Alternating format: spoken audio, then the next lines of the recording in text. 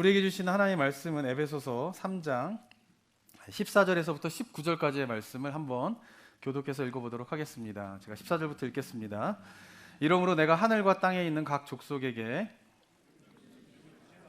무릎을 꿇고 비노니 그의 영광의 풍성함을 따라 그의 성령으로 말미암아 너희 속사람을 능력으로 강건하게 하시오며 믿음으로 말미암아 그리스도께서 너희 마음에 계시게 하시옵고 너희가 사랑 가운데서 뿌리가 박히고 터가 굳어져서 능히 모든 성도와 함께 지식에 넘치는 그리스도의 사랑을 알고 그 너비와 길이와 높이와 깊이가 어떠함을 깨달아 하나님의 모든 충만하신 것으로 너희에게 충만하게 하시기를 구하노라. 아멘. 오늘 본문은 에베소서 1장에서 이제 사도 바울의 기도문이 첫 번째로 나오게 되고요. 3장 후반부에 사도 바울의 두 번째 기도문이 이제 나오게 되게 됩니다. 1장에서 좀 그랬던 것처럼 한번 3장 기도문을 가지고요. 기도의 내용들을 한번 이렇게 정리를 한번 해보도록 하겠습니다. 먼저 16절을 보시면요. 사도 바울의 첫 번째 기도의 제목이 나오는데요. 한번 읽어볼까요? 16절 시작. 그의 영광의 풍성함을 따라 그의 성령으로 말미암아 너희 속사람을 능력으로 강건하게 하시오며. 자, 기도 제목이 뭘까요? 갑작스러운 질문에 당황하시게 되죠, 그죠? 네. 뭘 찾으면 되죠? 네. 속사람을 강건하게 하여 주시옵소서. 이게 기도 제목이에요. 첫 번째 기도 제목은. 그럼 이제 속사람을 어떻게 강건하게 되는가? 그것이 뭐냐면은 그의 영광의 풍성함을 따라 강건해지게 되는 거고요. 그리고 그의 성령으로 말미암아 강건하여지게 되는 것이고요. 그리고 능력으로 강건하여지게 되는 것이죠. 그러니까 다 기억하기 힘드시면은 사도 바울의 기도문 가운데 첫 번째 기도 제목이 속사람을 강건하게 하여 주시옵소서. 이게 첫 번째 기도 제목이구나 이렇게 생각하시면 됩니다. 근데 제가 이렇게 정리해드린 이유가 무엇 때문이냐면은 1장에도 말씀드렸지만은 이 사도 바울의 기도문은요 가능하면은 외우시면 너무 좋아요. 그리고 여기 나타난 기도의 제목들을 개인이 기도할 때 기도 제목으로 삼으시면은 굉장히 기도 생활이 풍성해질 수 있습니다. 그러니까 우리가 근데 이제 메모리에 한계가 있지 않습니까? 그래서 다 기억하지 못하잖아요. 그러니까 정리를 하는 거예요. 첫 번째 기도 제목이 뭐라고요? 속사람을 강건하게 하여 주십시오. 이게 우리의 기도 제목이 되어야 하는 것이죠. 자, 두 번째 기도 제목이 17절에 나오게 되는데 한번 또 읽어볼까요? 시작. 믿음으로 말미암아 그리스도께서 너희 마음에 계시게 하시옵고 너희가 사랑 가운데서 뿌리가 박히고 터가 굳어져서. 네, 두 번째 기도 제목은 뭘까요? 그리스도께서 너희 마음에 계시게 해달라 이것이죠. 근데 그냥 단순히 여기서는 이게 뭐냐 머물게 해달라는 거예요. 드웰하는 거, 사는 거예요. 그러니까 그리스도께서 너희 마음에 살게 하여 주시옵소서, 드웰하게 하여 주시옵소서 이런 의미로서 두 번째 기도 제목을 이야기하고 있습니다. 근데 한 가지 더 기도 제목이 나오거든요. 세 번째 기도 제목은 뭘까요? 너희가 사랑 가운데에 뿌리가 박히고 터가 굳어져서. 이제 우리나라 번역은 이렇게 번역되어 있는데 원문의 의미는 뭐냐면 너희가 그리스도의 사랑에 뿌리를 내려서 어떻게 해요? 터가 굳어진다라고 하는 것은 뭐냐면 그 그리스도의 사랑에 뿌리를 내려가지고 흔들리지 않는 상태, 그 상태가 되기를 기도한다 이렇게 기도하고 있는 것이에요. 그래서 중요한 기도 제목이죠. 그리스도의 사랑에 우리가 뿌리를 내리고 그 뿌리가 어떻게 해요? 그리스도의 사랑 안에서 뿌리가 완전히 내려가지고 흔들리지 않는 그 상태가 되는 것. 이게 뭐예요? 신앙의 목표예요. 이게 신앙의 목표인 거죠. 그래서 사도 바울이 세 번째 기도 제목으로 그런 기도의 제목을 이야기하고 있는 것입니다. 자, 그런데 이제 첫 번째 그리스도께서 우리의 마음에 거하시는 것, 살게 되시는 것은 어떻게 가능하느냐? 오직 믿음으로 말미암아 가능한다라고 하면서 그 방법에 대한 거를 믿음으로 말미암아 우리가 그렇게 된다라고 이야기를 하고 있는 것이죠. 그래서 정리를 해보면 세 가지 기도 제목을 이야기하고 있어요. 첫 번째가 뭐라고요? 너희 속사람을 강건하게 하여 주시옵소서. 두 번째 기도 제목이 뭡니까? 그리스도께서 우리 마음에 어떻게 해요? 계시게, 거하셔야 하는 거예요. 항상 거하시는 거죠. 세 번째가 뭡니까? 너희가 그리스도의 사랑에 어떻게 해요? 뿌리를 내려서, 깊게 뿌리를 내려서 어떻게 해요? 흔들리지 않게 되는 거예요. 터가 굳어진다라고 하는 것이 흔들리지 않게 되는 그 세 가지의 기도 제목이 바울이 에베소 성도들을 위한 기도의 제목이면서 동일하게 누구의 기도 제목이 돼야 돼요? 우리의 기도 제목이 되셔야 된다는 거예요. 요거를 다 기억하지 못하시면 이 세 가지는 꼭 기억하셔서 개인적으로 기도하는 시간에도 이걸 붙잡고 한번 기도를 해보시면은 그냥 기도 생활이 풍성해지게 될 것입니다. 자, 그러면 여기서 이제 기도가 끝나지 않고요. 18절과 19절에 보면 또 기도를 하거든요. 18절, 19절 한번 또 읽어볼까요? 시작. 능히 모든 성도와 함께 지식에 넘치는 그리스도의 사랑을 알고 그 너비와 길이와 높이와 깊이가 어떠함을 깨달아 하나님의 모든 충만하신 것으로 너희에게 충만하게 하시기를 구하노라. 그러면 이제 18절과 19절은 뭔가, 이것은 뭐냐면은 세 번째 기도 제목인 너희가 그리스도 사랑의 뿌리를 내려서 흔들리지 않게 되는 이유이면서 결과를 이야기하고 있는 거예요. 그러니까 뭐냐면은 너희가 그리스도 사랑과 뿌리가 박혀서 흔들리지 않게 되면은 어떤 결과를 낳게 돼요? 너희가 충분히 무엇인가를 깨달을 수 있는 능력을 소유하게 된다는 거예요. 근데 그 무엇을 깨닫게 되냐면은 그 너비와, 우리나라 말 번역은 먼저 지식에 넘치는 그리스도의 사랑을 먼저 썼지만 원문에 보게 되면 그 너비와 길이와 높이와 깊이가 어떠한지가 먼저 나와요. 그것을 뭐요? 알 수 있는 능력을 갖게 된다는 거예요. 그리고 또 뭐요? 모든 지식에 넘치는 그리스도의 사랑을 충분히 깨달을 수 있는 능력을 가지게 된다는 거죠. 어떻게? 그리스도의 사랑의 뿌리를 내려서 흔들리지 아니하면은 그런 능력을 갖게 된다는 거예요. 또는 우리가 그리스도의 사랑을 깨달으면 또 어떻게 되는 거예요? 그리스도의 사랑의 뿌리를 내려서 흔들리지 않게 되는 일들이 일어나게 된다라고 하는 것이죠. 그러니까 세 번째 기도 제목에 대한 원인과 결과로서의 이야기를 18절과 19절에서 이야기를 하고 있는 것이죠. 그리고 난 다음에 그리스도의 사랑의 뿌리를 내려서 흔들리지 아니하면 어떤 일이 벌어지게 돼요? 하나님의 모든 충만하신 것으로 뭐요? 우리가 또 충만케 되어지는 그런 일들이 우리 가운데 일어나게 되고 너희가 그런 삶을 살게 되기를 내가 기도한다라고 사도 바울이 이야기를 하고 있는 것입니다. 정리가 좀 되시나요? 네. 안 되시나요? 처음부터 다시 할까요? 네. 그래서 기도 제목이 뭐냐면은 너희가 사랑 가운데 뿌리가 박히고 터가 굳어져서 그 결과로 충분히 깨달을 수 있는 능력을 갖게 되는데, 그것은 뭐냐면 바로 그리스도의 사랑의 깊이와 너비와 높이와 길이가 어떠한 것인가를 깨닫게 된다라고 하는 것이죠. 그리고 하나님의 모든 충만하신 것으로 내가 충만하기를 원한다라고 이제 사도 바울이 에베소 성도들을 위하여서 기도하고 있습니다.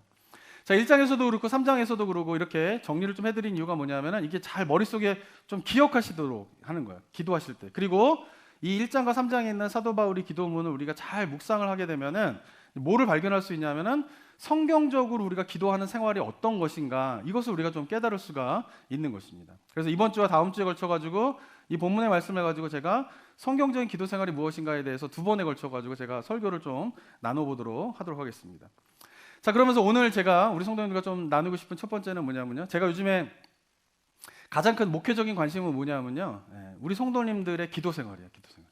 우리 성도님들이 기도 생활 잘하고 계신지, 그리고 그 기도 생활이 풍성한지, 그리고 저희 담임 목사로서 어떤 목회적인 그런 고민은 뭐냐면은 어떻게 우리 성도님들의 기도 생활이 풍성해질 수 있을까, 그걸 어떻게 또 담임 목사로서 그걸 인도할 수 있을까, 알려드릴 수 있을까, 이런 것이 저의 그런 목회적인 요즘에 큰 관심이에요. 그래서 온통 그 생각밖에 안 해요. 매일 새벽에 이제 성도님들 위해서 기도할 때도 제가 항상 성도님들 위해서 기도할 때 우리 성도님들 기도 생활이 좀 풍성하게 되는 그 풍성한 기도 생활을 좀 알게 해주십시오. 그리고 그 길을 좀 알게 해주는데 제가 좀 쓰임받게 해주십시오. 이런 기도를 제가 많이 하게 됩니다.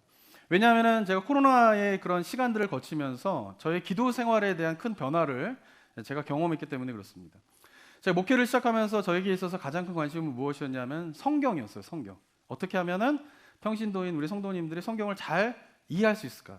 어떻게 하면 성도님들이 평신도들이 성경을 잘 연구하는 평신도들을 세울 수 있을까? 이게 제일 큰 관심이었어요. 그래서 제가 뭐 유학도 왔고, 그리고 나성북부교회 와서도 제가 지난 5년, 만 5년, 6년째 되고 있는데 계속 이제 주력했던 건 뭐냐면 어떻게 하면 성경 공부를 이제 우리 성도님들이 참여해서 스스로 좀 성경을 연구하고 눈들을 뜨게 할까, 막 이런 걸 하면서 성경 아카데미가 이제 어느 정도 이제 완성이 되게 되었습니다. 자, 그러면은 이 부분에 대한 거는 지금도 변함이 없어요. 우리 성도님들이 성경을 잘 연구하고 하는 일들이 해야 된다. 이건 변함이 없어요. 그래서 저는 꿈꾸는 게 뭐냐면은 성도님들 가운데, 우리 성도들 가운데 웬만한 목회자만큼 성경을 연구하는 게 즐겁고, 연구해가지고 막 그런 이야기를 이제 목사님 이거 아십니까? 그래가지고 본문을 딱 펼쳐놓고 제가 이게 묵상하고 연구했더니 이 본문에서 이런 이야기를 하고 있더라고요. 역사적인 배경은 어떻고, 문학적인 흐름은 어떻고, 이 성경에서 어떻게 이야기하고, 막 이런 이야기를 하시는 성도님들이 많아지는 게 저희 기도의 제목입니다. 할렐루야. 가셔야 되죠. 이건 변함이 없어요. 자, 그런데 그렇다면 이제 그 기도에는 관심이 없느냐? 그렇지 않죠. 저희 신앙의 출발은 기도였어요. 기도. 제가 말씀에 성경 연구에 뭔가 이렇게 관심을 갖게 된 거는 사역을 시작하면서 그런 거에 대한 관심을 가졌다면은, 제가 헌신하게 하나님 앞에서 저희가 사역자로 서겠습니다라고 헌신하게 된 거는 기도의 은혜를 깊이 경험했기 때문에 제가 하나님 앞에 헌신하게 되었어요. 그런데 이제 목회를 하면서 이제 목회 연수가 진행되게 되면서 성경은 우리 성도님들에게 어떻게 가르치고 어떻게 하면은 우리 성도님들이 그 성경에 대한 퍼스펙티브라든가 뭐 이런 것들을 갖게 할 것인가에 대한 어떤 그림이 그려지고 그것에 대한 확신들을 갖게 되었어요. 목회를 하면서. 그런데 이제 저의 그런 지금 숙제는 뭐냐면은 기도에 대해서는 점점 확신이 없어지고 있어요. 왜냐하면은 이 기도에 대해서 목회적인 그런 확신이 없어지는 이유 중에 하나가 뭐냐면은 제가 이제 여러 교회를 이제 사역을 하면서 느끼게 되는 게 뭐냐면 제가 이제 교회 사역은 주로 이민 목회를 더 오래 했거든요. 한국에서 교회 사역보다는 이민 교회에서 사역을 많이 했는데 느끼는 게 뭐냐면은 이 기도의 그런 열기가 열정이 예전 같지 않다라는 것이에요. 대부분의 교회가 지금 그래요. 그러니까 처음에는 제가 이민 교회라서 그런가 이런 생각도 해보게 되고요. 그리고 제가 이제 어렸을 때는 제가 침례교회에서 자랐거든요. 침례교회에서 쭉 성장해 왔다가 신학은 장로교를 신학과 공부하고 지금 장로교 목사가 돼서 교회 사역은 주로 장로교에서 사역을 하고 있는데 이 장로교여서 그런가 뭐 이런 생각도 좀 해보게 되었습니다. 그리고 이제 담임 목사로 이제 나성북부교회를 와서도 이제 사역을 하면서 비슷한 고민을 좀 하게 되었어요. 왜 이렇게 뜨겁게 성도님들이 기도하지 못할까? 이 고민을 좀 하게 되었습니다. 그러니까 처음에는 그래서 저도 여기도 장로교회에서 이런가? 이민교회에서 그런가? 이런 생각도 하게 되었고요. 그 다음에 이제 우리 성도님들 좀 알다 보니까 저희 교회 성도님들이 굉장히 이렇게 뭐랄까 이렇게 MBTI로 말한다라고 하면 E 성향, 외향적인 성향보다는 I 성향, 내향적인 성향들이 되게 많으시잖아요. 그러다 보니까 이렇게 막 시끄럽게 막 이렇게 하기보다는 이렇게 조용하게 뭔가 이렇게 그런 성향의 분들이 많기 때문에 기도도 뭔가 이렇게 내면에서는 막 불타오르는데 겉으로 표현되어진 거는 좀 이렇게 열정적이지 못한 부분들이 있나라는 생각도 좀 해보게 되었습니다. 그러다가 좀 더 시간이 지나면서 이제 제가 어느 순간은 내가 문제인가 이런 담임 목사가 문제여서 지금 이런가 이런 생각도 좀 하게 되고요. 그리고 내가 담임 목사로서 우리 성도님들에게 뭔가 기도에 대한 그런 영적인 도전들을 잘 못하고 있기 때문이 아닌가라는 자책도 좀 하게 되었습니다. 그러다가 팬데믹이 이제 시작되게 되었죠. 그리고는 팬데믹이 몇 달 동안 지속되어지는 가운데에 제 개인적인 기도의 삶에서 한계를 느끼게 되었어요. 제 스스로가. 왜 그러냐면은 이제 팬데믹이 시작하기 처음에는 그러지 않았는데 그게 이제 몇 달 지나게 되고 막 1년 가까이 되고 이렇게 되면서 제가 팬데믹 시작하기 전에는 한 20여 년 동안 이제 목회를 사역을 했는데 그 사역을 20여 년 동안 계속 사역을 했기 때문에 기도의 제목이 항상 있었어요. 항상 사역하고 항상 사람들을 돌보고 항상 사람들의 기도 제목을 듣고 이러다 보니까 이제 기도의 제목이 항상 있어가지고 늘 이렇게 기도할 거리가 이제 기도할 때마다 마르지 않고 근데 기도할 것이 굉장히 있었는데 팬데믹을 딱 맞이하게 되니까 어떻게 돼요? 제가 그동안 기도했던 기도의 제목들이 다 사라지게 되는 거예요. 사역도 안 하죠, 별로. 설교 외에는 뭐 하는 게 없죠. 성도님들 만나는 것도 없고요. 또 성도님들의 삶을 보면은 어제가 오늘 같고 오늘이 내일 같고 그죠? 맨날 집에만 계시는 거예요. 그냥 집에서 뭐 정원 가꾸기 하시고 뭐 정말 그런 삶의 모습들을 하다 보니까 뭐예요? 제가 그동안 열심히 기도했던 기도의 대상들이 다 사라지게 되게 되는 거죠. 그러면서 기도하는 건 뭐냐면은 이 팬데믹 빨리 끝나게 해주십시오. 우리 성도님들 뭐 코비드 걸리지 않게 해주십시오. 그리고 빨리 교회 사역에 재개되게 해주십시오. 라고 하는 기도의 제목 외에는 그렇게 기도 생활이 뭔가 이렇게 풍성하거나 이게 뭔가 기도의 제목들이 메마르면서 점점 이게 한계와 그런 것들을 좀 느끼게 된 것이죠. 그동안은 하나님께 구하고 그럼 하나님께서 뭔가 일하시고 그것을 바라보면서 경험하여서 감사하고 또 기도하고 그러다 보면 또 하나님께서 일하시고 뭔가 그런 것들을 경험하면서 또 기도하고 이런 식으로 이제 왔는데 근데 문제는 뭐냐면 코비드 기간에서는 더 이상 어떻게 해요? 코비드 걸리지 않게 해주십시오 외에는 기도할 제목들이 다 사라져버린 상태 속에서의 기도의 제목이 없는 한계성 그리고 더 심각했던 건 뭐냐면 구하여도 별로 변화가 일어나지 않는 상황이 3년째 지속되면서 우리가 시작할 때 코비드 없어져달라고 얼마나 기도했습니까? 안 없어지는 거예요.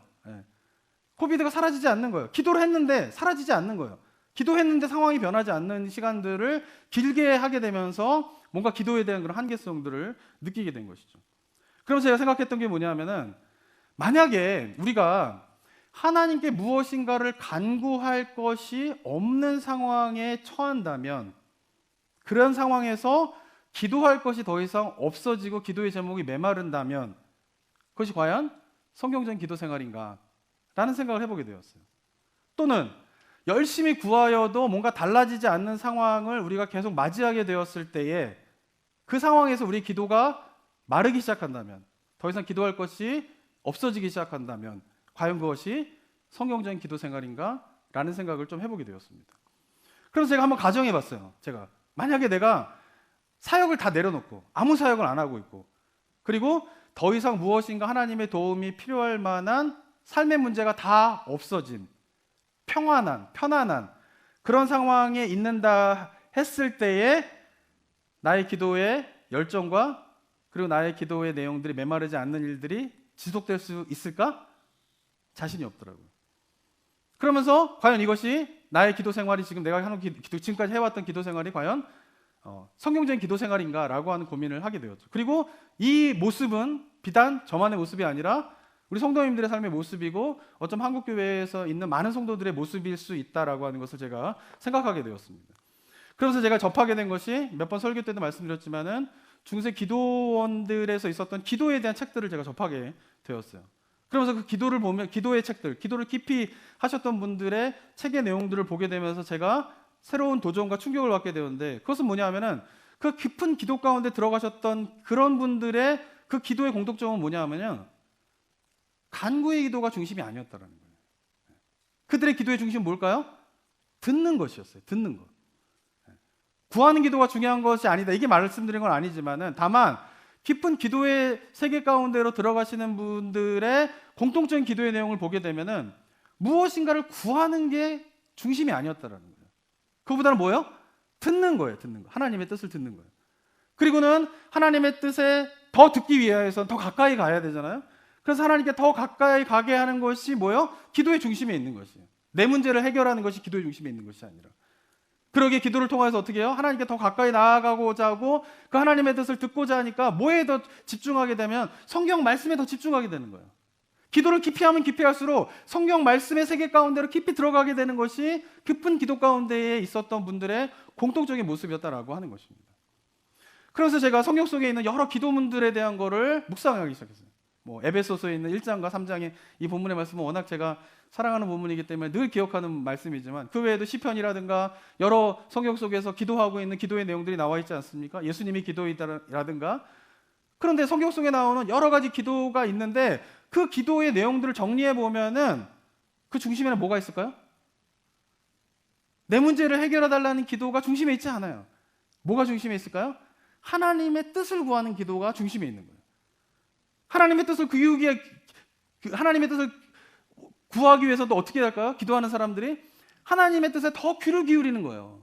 그러니까 중세 때의 어떤 기도의 그런 거장들이 했던 남겨놓은 자료들이나 성경 속에 나타난 믿음의 조상들이 한 기도의 공통점은 뭐냐? 모두가 뭐예요? 하나님의 뜻 앞에 잠잠히 그 뜻에 귀를 기울이는 것이 기도의 중심이라는 것이죠. 그러면서 어떤 일이 벌어지게 되냐면 하나님의 뜻에 더 귀를 기울이다 보니까 가까이 나아가게 되면 자기의 죄를 보게 되는 거예요. 그래서 어떻게 해요? 회개하게 되고, 그리고 거룩한 하나님 앞에 더 가까이 나아가고자 하나님의 뜻을 깨닫게 달라는 간구가 있게 되면은 반드시 수반되어지는 또 하나의 기도의 고백이 있는데, 그것은 뭐냐면 깨닫게 된 그 하나님의 뜻에 내 뜻과 내 의지와 내 욕망과 내 모든 것을 내려놓겠다라고 하는 결단의 고백이 반드시 수반되어지는 것이죠. 성경의 기도의 내용을 보면은 이런 것들로 대부분 채워져 있지, 성경의 기도 가운데에 하나님 이게 필요합니다, 하나님 저게 필요합니다, 하나님 이거 해결해 주세요, 저거 해결해 주세요 라고 하는 기도의 제목은 거의 없는 것이죠. 이유가 무엇 때문일까요?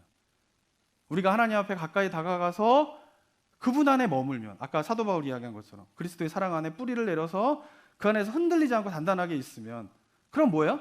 그게 되면 모든 삶의 문제가 해결되는 거예요. 그래서 바울의 기도 제목도 어떠냐면은, 이 바울이 기도할 때 에베소 성도들의 상황이 어땠냐면은, 이 에베소 성도들이 거기가 신전들이 엄청 많은 곳이잖아요. 제가 설명드렸지만은. 근데 거기서 그리스도인이 되고 난 다음에 그 신전에서 일어나는 축제와 그런 제사들과 제의에 성도들이 참여하지 않는다고요. 그럼 어떤 일이 벌어지게 되냐면은 그 신전의 제의와 축제에 참여하지 않게 되면은 거기에는 조합이 있는데 그 조합에서 쫓겨나게 돼요. 조합에서 쫓겨나게 되면 어떻게 하면 자기가 하고 있는 비즈니스를 하지 못하게 돼요. 고기를 잡아서 팔던 사람이 그 조합 안에 소속돼가지고 고기를 잡아서 팔아야 되고, 그 조합이 신전에서 여는 축제에 참여해야지만이 그 조합의 자격들을 얻을 수 있는 거예요. 근데 그렇게 살던 사람들이 그리스도인이 되자 그 신전의 축제에 참여하지 않게 되는 거예요. 우상 숭배니까. 그럼 어떤 일이 벌어지게 됩니까? 조합에서 쫓겨나게 되고 비즈니스를 못하게 되고 문을 닫게 되고 사회적으로 추방당하게 되고 그런 일들이 벌어지고 있는 것이 에베소 교회 성도들의 모습이었던 거예요. 근데 그 성도들을 위하여서 사도 바울이 기도할 때 어떻게 기도하고 있어요? 우리 교회 성도님들이, 에베소 교회 성도님들이 신전 축제에 참여하지 못해가지고 지금 조합에 쫓겨나서 장사하는데 문을 닫게 되었으니까 하나님 이 장사를 잘 될 수 있도록 도와주세요. 이런 기도를 하고 있는 게 아니라는 거죠. 에베소 교회 성도들이 신앙의 문제로 말미암아 부부간의 사이가 안 좋아져가지고 더 이상 예배도 안 나오고 지금 갈등이 있습니다. 부부 문제가 해결하게 해주세요. 그 자녀가 뭔가 문제가 있어가지고 자녀의 문제를 해결해 주세요. 막 이런 기도를 사도 바울이 지금 에베소 교회 성도들을 위해서 하고 있는 것이 아니라 바울의 기도의 제목은 뭐예요? 속 사람을 강건하게 해달라는 거예요. 그리스도가 그들 안에 거하게 해달라는 거예요. 그 안에서 살게 해달라는 거예요. 그리스도의 사랑의 뿌리를 내려가지고 흔들리지 않게 되는 그런 일들이 성도 가운데 일어나게 해주십시오라고 기도하고 있는 것이죠. 이 기도의 제목이 무엇입니까? 바로 하나님의 곁에 더 이상 더 머물기를 원하는 성도들이 그 안에 머물게 되는 그것을 위해서 기도하고 있다라고 하는 것이죠. 왜냐하면은 그리스도인들이 하나님의 곁에 예수 그리스도의 사랑 안에 머물게 되고 거하게 되면, 그리스도가 그의 마음에 거하게 되면, 살고 계시면 다른 문제는 다 해결되기 때문에 그래요. 그러니까 하나님의 곁에 머물기 위해서 필요한 것이 바로 그래서 속사람의 강건함이고 그리스도의 사랑 안에 뿌리를 내리는 것이 그것을 깨닫는 것이기 때문에 사도 바울이 그런 기도를 하고 있다라고 하는 것이죠. 하지만 이 시대의 많은 한국교회 성도님들의 기도의 대부분은 무엇입니까? 이 순서가 뒤바뀌어 있는 거예요. 내가 이게 필요합니다. 저거 필요합니다. 이거 해결해 주세요. 저거 해결해 주세요. 라고 하는 기도의 열정들이 강력한데 중요한 건 뭘까요? 뜻에 머물지 않는 거예요. 뜻에 머물지. 심지어 기도하는데도 기도하는 가운데에서도 하나님의 뜻이 무엇인가를 구하지 않아요. 내 필요가 중요한 거죠. 하나님 이거 아시잖아요. 이거 해결해 줘. 이거 나 안아주시면 어떻게 됩니까? 라고 하는 것이 더 중요하게 되면서 정작 기도하는 그 순간에도 하나님의 뜻을 묻지 않아요. 하나님의 뜻을 구하지 않는 기도를 하게 되는 거예요. 뭔가 순서가 뒤바뀐 것이죠. 하나님의 뜻을 깨닫고 그 안에 거하면 다른 문제가 해결되는데 거하지 않고 뜻을 깨닫지 못하기 때문에 발생한 문제인데 궁극적인 원인인 하나님의 뜻을 구하고 그 안에 거하는 것에 대한 것을 구하지 않고 그것으로 인해서 나타난 삶의 문제와 어려움들을 해결하여 주십시오라고 하는 기도로 가득 차 있다라고 하는 것이죠. 그러면서 한국교회 성도님들의 많은 기도가 하나님의 뜻을 구하는 기도가 아닌 내 필요를 해결하기 위한 간구의 기도가 중심이 되었어요. 지금까지. 그런데 지금 이 상황이 어떻게 벌어진 거예요? 더 이상 그렇게 간절하게 구할 삶의 문제나 어려움들이 점차 없어지고 있어요. 코비드 같은 경우에는 아무것도 그런 것들이 벌어지지 할 수 없는 그런 상황에 처하게 되면 더 이상 뭘 기도해야 할지 모르겠는 거예요. 나의 필요를 해결하는 것이 기도의 중심이 되었기 때문에 더 이상 나의 필요를 해결받아야 할 필요가 있지 않는 상황에 들어가면 기도할 게 없는 거예요. 뭘 기도해야 될지 모르겠는 것이죠. 그래서 예전에 한국교회는 가난하고 정치적으로 사회적으로 혼란할 때에는 기도 열심히 있었잖아요. 얼마나 기도를 열심히 했습니까? 근데 요즘에는 왜 이런 기도, 이전과 같은 기도 열정이 나오지 않냐라는 거예요. 왜냐하면 한국이 발전하여서 굳이 기도하지 않아도 어떻게 해요? 삶의 문제를 해결할 수 있는 많은 방편이 이미 우리 주변에 널려 있기 때문에 그래요. 옛날에는 아프면 변변한 병원이 없었잖아요. 그러면 뭐예요? 기도할 수밖에 없는 거예요. 경제적으로 힘들고 배가 고프고 어려우면은 일할 자리가 없었잖아요. 그러니까 뭐 할 수밖에 없어요? 기도할 수밖에 없었던 것이죠. 삶에 문제가 생기면은 그 문제를 해결해 줄 수 있는 능력 있는 사람들이 주변에 많지 않았어요. 심지어는 예전에는 부모님조차도 배우지 못해가지고 삶의 경험이 없어가지고 자식들이 무엇을 해야 될지 잘 모르는 가운데 인도하지 못하는 가운데 있었잖아요. 그럼 어떻게 돼요? 주변에 자기를 도와줄 그럴 만한 능력 있는 사람이 없기 때문에 기도할 수밖에 없는 거예요. 근데 요즘은 어떻습니까? 아프면 어떻게 하세요? 병원 가면 되는 거예요. 네. 경제적으로 어려우면 어떻게 해요? 열심히 일자리 찾아보면 되는 거예요. 기도하기보다. 그리고 삶에 뭔가 문제가 생겨서 거기에 대한 답을 찾고 싶으면 어떻게 하시면 돼요? 인터넷 찾으면 되죠. 챗 GPT, 바드 막 이런 거. 주변에 또 어떻게 해요? 똑똑하신 분들, 사회적인 경험이 많으신 분들 주변에 널렸어요. 그런 분들 찾아가서 그런 분들의 도움을 받는 것이 훨씬 기도하는 것보다 빠르죠. 그러니까 예전에는 한국교회가 그렇게 뜨겁게 기도했지만 이제는 그 기도의 열정이 식은 이유 중에 하나는 뭐냐 하면은 삶의 환경은 달라졌는데 기도의 방향은 달라지지 않았다는 거예요. 가난하고 어렵고 환경에서는 간구하는 기도가 주됐죠. 그리고 그것을 위해서 열심히 기도하는 것에 익숙해져 있었죠. 근데 더 이상 어떻게 해요? 더 이상 가난하지도 삶이 그렇게 절박하지도 않는 상황에서는 그렇게 삶이 절박했을 때에 열심히 기도하던 그 기도 외에는 모르는 사람들은 그런 문제가 해결되고 난 다음에는 뭘 기도해야 될지 모르겠는 거죠. 그리고는 뭐예요? 그렇게 간절하지도 않아요. 요즘 우리 성도님들 어떠십니까? 처음 초창기 이민 왔을 때 막 삶의 문제를 놓고 막 열심히 간절하게 기도하던 그런 기도가 요즘에 나오십니까? 나오세요? 분위기상 안 나와야 될 것 같으세요? 그 왜 그러냐라는 거예요. 그거를 단순히 믿음이 없어졌다, 신앙의 열정이 식었다라고만 볼 수 없다라고 하는 것이죠. 뭐냐 하면 바로 기도의 방향이 어떻게 기도해야 되는가에 대한 것들을 우리가 새롭게 인식해야 될 때가 되었다라고 하는 것을 우리가 생각해야 된다라고 하는 것이죠. 그럼 어떻게 해야 되는가? 굳이 기도하지 않아도 삶의 문제가 그럭저럭 해결되고 있는 이런 상황 속에서는 더 이상 크리스찬들의 기도의 열정들과 기도의 깊이와 기도의 풍성함이 사라져야만 하는가? 절대 그렇지 않은 거죠. 그리고 또 우리 성도님 기억하셔야 할 거는 우리가 만약 기도하지 않으면 어떻게 됩니까? 우리 영혼이 죽을 수밖에 없어요. 이걸 느끼십니까? 기도하지 않으면은 내 영혼이 죽어요. 이게 심각하게 느껴지십니까? 그렇기 때문에 우리가 어떻게 해요? 삶의 필요가 있을 때나 삶의 필요가 다 해결된 상태나 언제나 우리는 뭐 하셔야 돼요?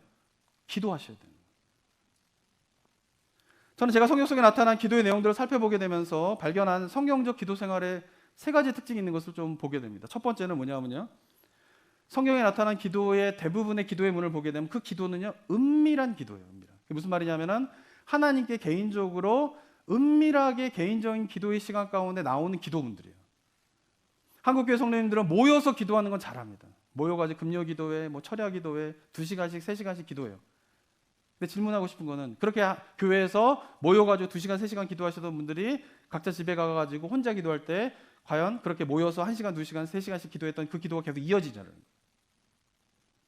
만약에 아니라면은 우리가 기억해야 할 것은 뭐냐면은 우리 영혼의 풍성함은 결국은 어디서 오냐면은 개인 기도가 풍성해질 때 영적인 풍성함이 찾아오게 돼요. 근데 개인적인 기도의 영성이 풍성하지 않은데 모여서 열심히 기도하는 것, 그거라도 해야 되죠. 그건 하루도 안 하면 안 되는 거 맞아요.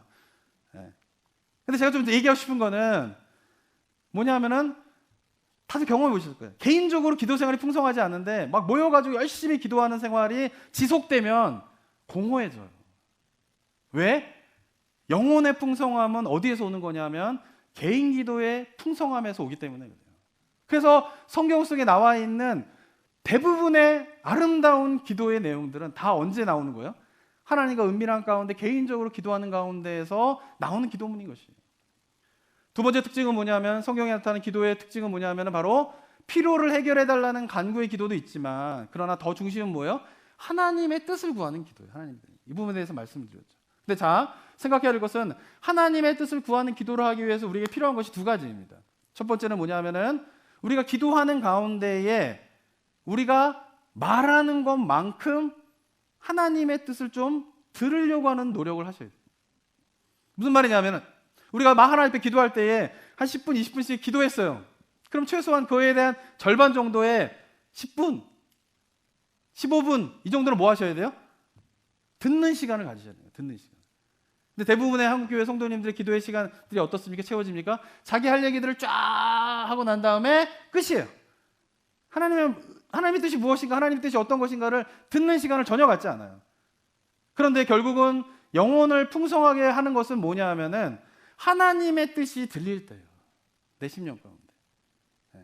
하나님의 음성이 들린다라고 얘기하지 않는데 오해가 있기 때문에 그러니까 하나님의 뜻이 우리의 마음과 심령 가운데 딱 들려지게 될 때에 그래서 하나님의 뜻으로 말미암아 우리의 마음이 채워지게 될 때 우리 영혼이 풍성해지는 거예요. 거기서 뭐예요? 새 힘을 얻게 되는 것이에요. 그냥 내가 원하는 것만은 쫙 쏟아내고 난 다음에 끝나는 기도에서는 영혼의 풍성함을 경험하기가 힘들다는 거죠. 왜? 결국 우리 영혼을 풍성하게 만드는 건 뭐냐면 내가 하나님의 뜻이 하나님의 음성이 내 영혼에 깊이 울려 퍼지게 될 때 영혼이 소생이 돼요. 근데 우리는 그 하나님의 뜻과 하나님의 음성이 우리 영혼에 울려 퍼지고 들리기 전에 기도를 끝내버리는 거예요. 자기 할 얘기만 쫙 해놓고. 하나님의 뜻을 듣기 위해서 필요한 두 번째는 뭐냐면 성경 말씀입니다. 성경 말씀을 깊이 마음에 새기면서 우리가 하나님의 뜻이 무엇인가를 들으려고 해야 돼요. 성경 말씀을 깊이 마음에 새기지 않는 가운데에서 하나님의 음성을 들으려고 하면 이상한 데로 가게 돼 있어요. 그래서 한국교회에서 기도는 열심히 하시는데 성경을 잘 모르시는 분들 많아요. 성경 연구에 대한 거는 별로 관심이 없어요. 기도를 열심히 하시는 분들이 있어요. 이런 분들 가운데에 엉뚱한 기도로 가시는 분들 많이 있었죠. 왜 그럴까요? 성경 말씀을 충분히 읽고 연구하는 훈련과 기도하는 것이 같이 병행되어야 돼요. 그래서 결국은 기도하고 난 다음에 뭐가 남아야 돼요? 성경 말씀이 마음에 남아야 돼요. 근데 우리는 기도 열심히 하고 난 다음에도 내 뜻이 남는 거죠. 내 피로가 남고 내가 간구했던 거, 이거 필요해요, 저거 필요해요, 이거 해결해 주세요, 저거 해결해 주세요만 남는 거예요. 하나님의 뜻과 하나님의 말씀은 심령 가운데 전혀 울려 퍼지지 않아요. 그러니까 그런 상태에서 계속 기도하면 어떻게 돼요? 이기적이 되는 거예요. 나만을 생각하게 되는 거예요. 그런 일들이 벌어지게 되는 것이죠. 그래서 제가 우리 성도님들한테 자꾸 성경을 같이 공부하자고 하는 이유는 뭐냐면, 그래서 성경을 충분히 연구하는 가운데에서 기도가 같이 병행하게 되면서 균형 잡힌 그런 일들이 벌어지게 된다라고 하는 것입니다. 이러한 내용들이 오늘 읽은 사도 바울의 기도문의 시작에서 나타나게 됩니다. 14절 한번 읽어볼까요? 14절 한번 읽어보겠습니다. 시작. 15절까지 시작. 이러므로 내가 하늘과 땅에 있는 각 족속에게 이름을 주신 아버지 앞에 무릎을 꿇고 비노니. 네, 어떻게 하고 있습니까? 내가 빈다. 하나님 앞에 내가 기도한다. 무릎을 꿇고 기도한다. 근데 시작이 어떻게 하고 있어요? 이러므로. 이러므로라고 한 뜻은 뭐예요? 원인과 결과이죠. 그러니까 사도 바울이 기도를 하는데 기도를 어떻게 하고 있어요? 1절부터 13절까지, 3장 1절부터 13절까지 사도 바울이 뭘 깨달아요? 비밀을 깨달았잖아요. 계시로 말미암아 이방인들을 향한 하나님의 비밀을 깨닫게 되고 교회를 향한 하나님의 비밀을 깨닫게 되잖아요. 근데 이방인들을 향한 교회를 향한 그 비밀을 깨닫건 하나님의 계시를 받은 그걸 받았기 때문에 내가 무릎을 꿇고 빈다. 이렇게 기도하고 있는 것이죠. 그러면서 뭐예요? 속사람을 강건하게 해달라고 기도를 하고 있는 것이죠. 그 말은 무슨 말이냐 하면은 1절부터 13절까지 깨달은 하나님의 말씀을 붙잡고 기도하는 거예요. 그냥 막 기도하는 게 아니라 그 말씀을 붙잡고 기도하는 거죠. 그러면서 그 하나님의 계시를 근거로 그 계시를 붙잡고 막 기도하는 것이에요. 사랑하는 성도들, 우리 성도님들이 개인 기도를 하실 때에 제가 첫 번째로 오늘 드리고 싶은 내용은 뭐냐면은 하나님의 말씀을 붙잡고 기도하는 훈련을 자꾸 하셔야 돼요. 첫 번째가 그거예요. 제가 지난 기도학교를 한번 했습니다. 몇 분하고 같이 모여가지고 5주 동안 기도학교 모임을 가졌습니다. 근데 그때 했던 게 뭐냐면은 개인적으로 1시간 동안 기도의 시간을 어떻게 채워갈 거냐, 이거 부분에 대해서 결론적으로 이야기를 했어요. 그리고는 혼자서 1시간 기도를 하는 그 방법에 대해서 알려드리고, 그 1시간 기도하는 게 혼자 하긴 힘드니까 그 이후에 화요일 날에 9시 반부터 10시 반까지 페이스채플에서 그분들이 오셔가지고 기도하고 1시간 기도하고 뭐 아무 모임도 안 왔습니다. 아무것도 인도하지도 않습니다. 와서 그냥 기도하고 가요. 그런 시간을 계속 갖고 있어요. 그러면서 그때 이제 하는 게 뭐냐면은 제가 1시간 정도 기도하는 생활을 이제 우리 성도님들이 좀 하기를 원하는 것은 뭐냐면, 첫 번째는 뭐냐면은 10분 정도 15분 정도의 시간 동안 우리가 굉장히 익숙한 본문의 말씀을 한 5절에서 6절 정도를 반복해서 묵상을 하는 거예요. 깊게 묵상을 하는 거예요. 예를 들면은 그 시간을 묵상하실 때에는 이게 무슨 뜻이지? 이게 어떻게 해석해야 되지? 이런 거 없이 다 잘하는 말씀. 뭐 예를 들면 시편 23편, 여호와는 나의 목자시니 내게 부족함이 없으리로다. 그가 나를 푸른 초장에 누이시며 쉴만한 물가로 인도하시는도다. 이거는 그냥 이런 얘기 또 드리면 또 상처받을래요. 이건 다 외우시는 거죠? 나는 못 외우는데 이러면서. 네. 그러니까 이런 익숙한 거 있잖아요. 그런 거를 어떻게 하냐면은 반복해서 그 말씀을 계속 묵상해 가는 거예요. 그 의미들을 묻는 거예요. 계속 소리 내지 않고. 그러면은 그 말씀에서 오는 감동들이 있고 그 감동들을 가지고 기도하는 거를 하는 것이 첫 번째입니다. 그래서 예를 들면은 제가 지난주에 했던 건데 시편 4편의 말씀을 제가 묵상을 했어요. 같이 시편 4편 1편부터 8절까지의 내용을 이렇게 이제 예배실에다 띄워놓고 거기서 계속 이제 읽는 거예요. 그래서 계속 처음부터 제가 지금 안 보이는데 지금 쭉 읽다 보면은 한 10분 정도 그냥 읽다 보면 저 한 번 1절부터 8절까지 있는데 한 2, 3분이면 다 읽습니다. 그런 걸 계속 반복해서 읽어요. 반복해서 읽다 보면 마음에 와닿는 구절들이 생기게 됩니다. 근데 저한테 와닿는 구절이 뭐였냐면 4장 4절이었어요. 특별히 누워 심중에 말하고 잠잠할지어다. 이게 저의 마음 가운데 오는 말씀이었어요. 또 5절에 의의 제사를 드리고 여호와를 의지할지어다. 이게 제 마음 가운데 와닿는 말씀이었어요. 그리고 7절에 주께서 내 마음에 두신 기쁨은 그들의 곡식과 새 포도주가 풍성할 때보다 더하니다. 이 7절의 말씀이 그날 저한테 가장 강력하게 다가온 말씀이었어요. 그리고 8절에 내가 안전히 살게 하시는 이는 오직 여호와 하나님이십니다 라고 하는 이 4개의 구절들이 제 마음 가운데 왔어요. 그 그러면은 이 4개의 구절들에 대해서 반복적으로 묵상을 하시는 거예요. 그러다 보면 어떻게 돼요? 거의 외워질 정도가 되십니다. 그리고 어떻게 하냐면은 기도하는 거예요. 어떻게 기도하는 거예요? 내용들을 가지고. 예를 들면 제가 4절 가운데 아까도 말씀드린 것처럼 그날 왔던 게 뭐냐면 자리에 누워 심중에 말하고 잠잠할지어다. 이걸 가지고 이제 통성 기도를 하는 거예요. 한 10분, 15분 정도 이제 묵상을 하고 15분에서 20분 정도를 통성 기도할 때 자기의 간구의 기도로 시작하기보다는 저 말씀을 붙잡고 기도하는 거예요. 근데 제가 기도하면서 느끼게 된 게 뭐냐면 왜 심중에 말하고 잠잠할지어다라고 하는 것이 저의 마음 가운데 다가오게 될까? 하나님, 이것이 저에게 어떤 뜻입니까? 왜 저에게 이 말씀이 다가오게 됩니까? 라고 하나님이 기도하는 거예요. 그러다 보니까 제가 느끼게 된 것이 뭐냐면은 목사라는 직업이요, 말을 많이 하잖아요. 그죠? 오늘도 지금 굉장히 말을 많이 하잖아요. 근데 이 직업이 위험이 뭐냐면요, 말이 충분히 심중에 채워지지 않는 가운데서 내뱉게 되는 거예요. 설교가 그러면 굉장히 위험해지는 거예요. 근데 여기서 말씀하는 건 뭐냐면 심중에다 말하는 거예요. 나한테 말하라는 거예요. 사람들한테 말하기 전에 나한테 말하라는 거예요. 심중에 말하고 사람들한테 말하기 전에 좀 잠잠하라는 거예요. 왜 그럴까요? 그래야 뭐요? 하나님의 말씀이 내 안에서 뭐가 되게요? 채워지는 거예요. 그리고 내적인 충만함이 없는 가운데에서 말만 하는 직업으로 전락할 수 있는 직업이 뭘까요? 어려운 질문 안 드리죠, 저는? 목사예요, 목사. 네. 너무 그런 거를 알게 되는 거예요. 그러니까 어떻게 해요? 하나님께서 이런 내용들이 뭐예요?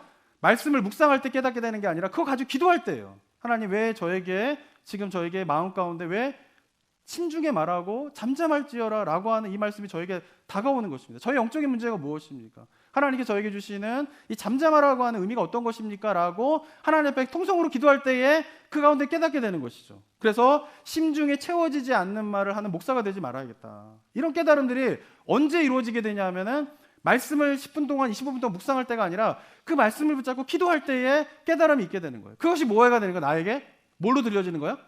하나님의 음성으로 들려지는 거예요. 좀 잠잠해라. 그리고 너에게 좀 말을 해라. 다른 사람한테 말하기 전에 너에게 좀 말하는 목사가 되라 라고 하는 것이 하나님의 뜻이구나 라고 하는 것을 제가 깨닫게 되는 것이죠. 그리고 5절에 의의 제사를 드리고 여호와를 의지할지어다, 이 말도 왜 마음 가운데 이렇게 오게 될까? 하나님께 구하는 거예요. 왜 그럴까요, 하나님? 그러면서 뭐예요? 의의 제사를 드리고, 제가 예배를 매주 인도하잖아요. 근데 문제는 뭐냐면 예배를 매주마다 인도하고 난 다음에 저의 잘못은 뭐냐면 기다리지 않는 거예요. 뭐를? 하나님께서 행하실 것을. 왜 기다리지 못할까요? 의지하지 않기 때문에 그래요. 우리가 기다리지 않는 이유는 뭐냐면은 하나님을 의지하지 않을 때 기다리지 못하게 돼 있어요. 하나님을 의지하는 자는 어떻게 해요? 기다리게 돼 있어요. 근데 우리는 어떻습니까? 의의 제사를 드리고 기다리지 못하죠. 하나님이 행하시기 전에 우리가 모든 문제를 다 해결해 버려요. 하나님이 뭔가 일하시기 전에 우리가 모든 결정들을 다 해버려요. 왜? 의지하지 못하기 때문에 그러죠. 그러니까 저의 모습이 그런 모습이구나라고 하는 것을 깨닫게 되면서 의의 제사를 드리고 기다리지 못하는 나의 모습을 하나님께 회개하면서 또 하나 기도한 것은 뭐냐면, 이렇게 마냥 기다리다가 제가 영적인 게으름과 나태함 가운데 빠지지 않도록 아무것도 안 하고 기다리기만 하면 또 문제잖아요. 그죠? 많은 분들의 신앙의 문제는 또 그거죠. 주여 행하여 주시옵소서. 아무것도 안 해. 네. 그죠? 그런 가운데 또 빠지게 되는 뭐예요? 영적인 게으름과 나태함 빠지지 않기를 원합니다라고 하는 기도가 이제 이어지게 되는 거예요. 그리고 7절에 있는 주께서 내 마음에 주신 기쁨은 새 포도주에 그들의 곡식과 새 포도의 풍성함보다 더하니이다 라고 하는 이 마음이 제일 맞았는데, 그게 뭐냐면 이게 뭐예요? 세상의 사람들이 뭐 다들 여기 그런 좌절들이 있지 않습니까? 어떤 애들은 뭐 좋은 대학 갔다, 우리 애들은 안 갔다, 뭐 우리 누구는 남편은 승진했다, 우리는 못했다, 다른 집은 뭐 큰 집을 샀는데 우리는 못 샀다, 뭐 저 사람들은 뭘 했는데 뭐 했다, 막 이런 것들로 말미암아 막 좌절되고 실망하고 막 이런 거 있잖아요. 근데 시편의 저자가 이야기하는 건 뭐냐면 그들의 곡식과 새 포도주의 풍성함이 있는데 그들은 그런 거 가지고 나는 못 가졌어요. 그런데 고백하는 건 뭐냐면 그들이 누린 곡식과 새 포도주의 풍성함보다 하나님께서 나에게 주신 내 마음에 주신 기쁨이 더 큽니다. 이 고백을 하고 있는 거예요. 과연 나는 그런 고백을 하고 있는가?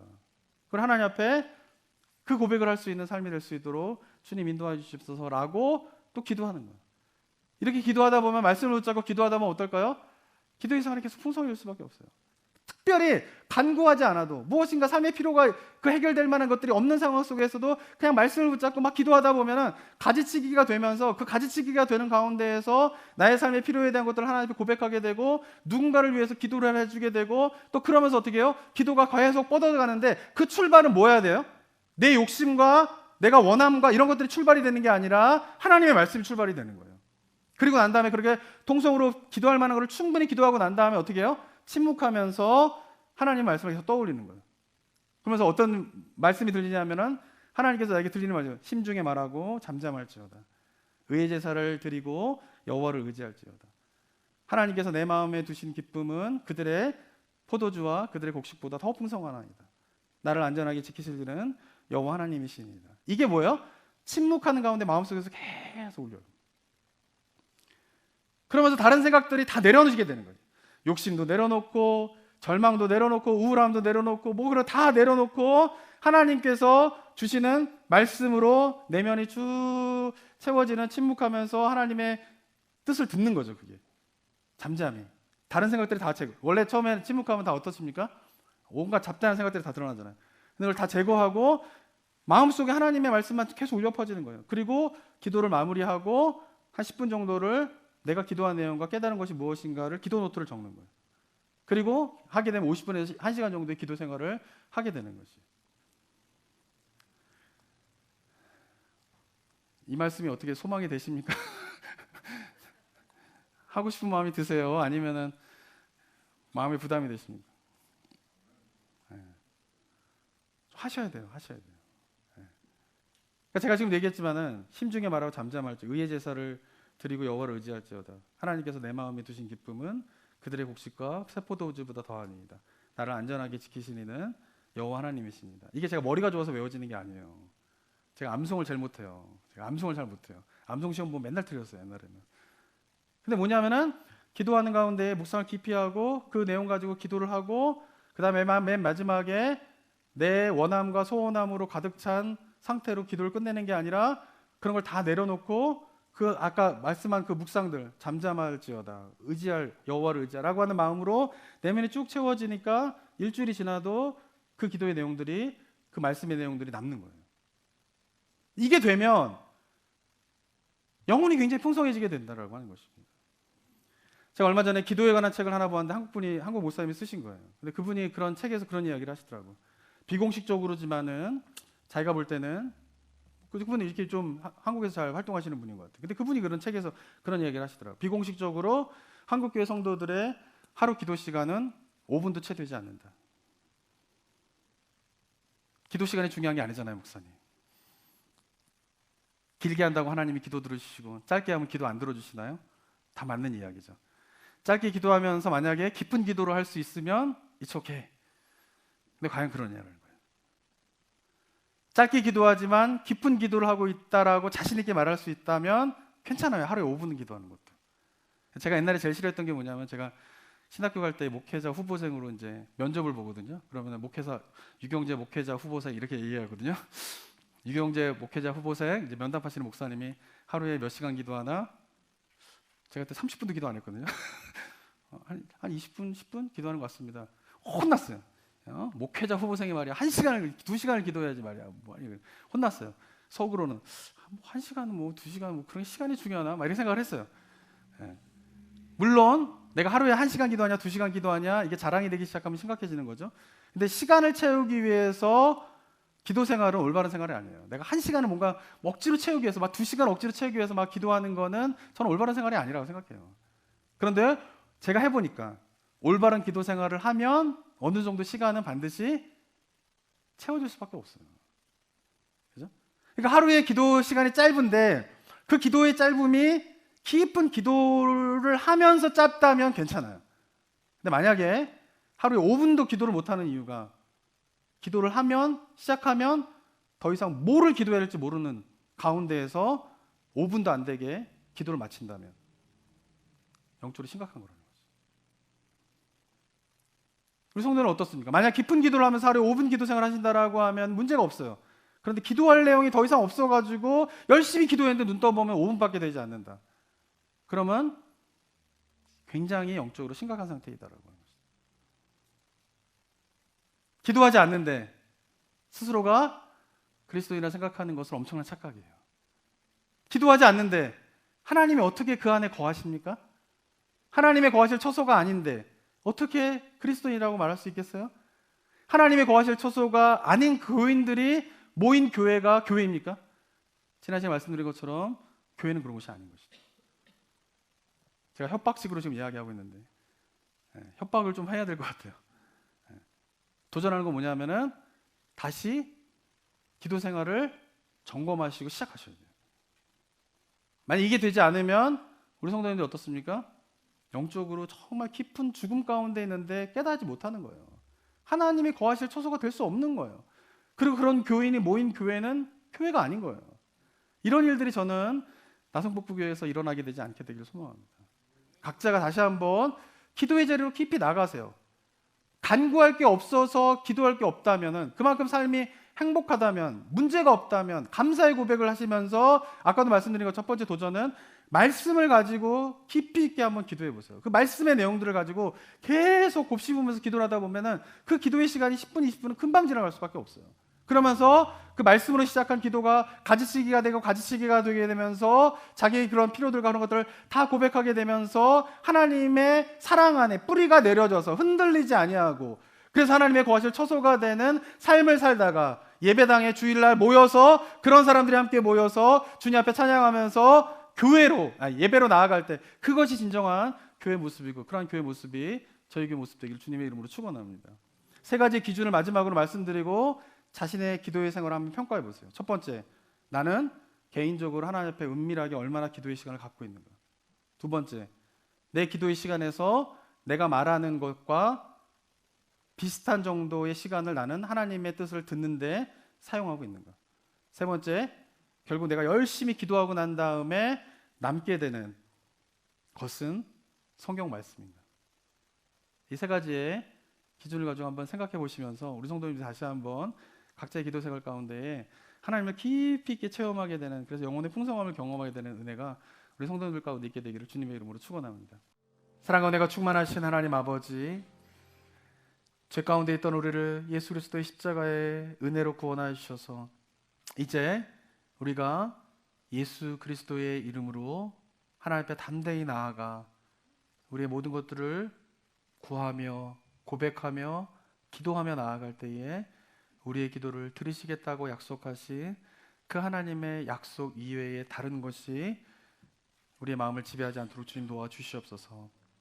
그래서 주님 앞에 은밀함 가운데에 개인적으로 하나님 앞에 깊이 있게 나아갈 때에 하나님의 말씀으로 시작된 우리의 간구의 기도가, 또 말씀을 통하여서 우리에게 주시는 하나님의 깨달음의 기도가 풍성하여지게 되고, 그리고 우리의 것들만 하나님 앞에 다 아뢰고 난 다음에 끝나는 기도가 아니라 하나님의 뜻이 우리의 심령 가운데 울려 퍼지게 되는 그런 기도의 삶이 우리 성도님들의 삶의 모습 될 수 있도록 주님 도와주시옵소서. 그래서 하나님 앞에 하나님 앞에 깊이 있는 기도를 하고 난 다음에 우리 영혼에 우리 욕심과 우리의 생각들과 우리의 뜻들과 우리의 그런 불안함들과 염려와 이런 모든 것들이 다 제거되어지게 되고, 우리 영혼과 심령 가운데 오직 하나님의 말씀만 울려 퍼지게 되면서 누리게 되는 은혜의 충만함을, 하나님의 충만하신 것으로 충만케 되어지는 그 구원받은 자가 누려야 할 영적인 축복의 삶을 경험하는 내가 우리 성도들 가운데 있게 하여 주시옵소서. 이 시간 주님 앞에 다시 한번 결단하며 하나님 앞에 은밀한 가운데 기도의 자리로 나아가겠습니다라고 고백한 영혼의 고백을 주님 받아주시고, 주님 찾아와 주시고 말씀하여 주시고, 우리의 눈이 감겨져 있고 우리의 귀가 닫혀져 있는 것들이 열리게 되면서 그 하나님의 뜻이 우리의 심령 가운데 깨닫게 되고 듣게 되는 그 삶의 모습이 우리 성도님들의 삶의 모습 될 수 있도록 주님 역사하여 주시옵소서.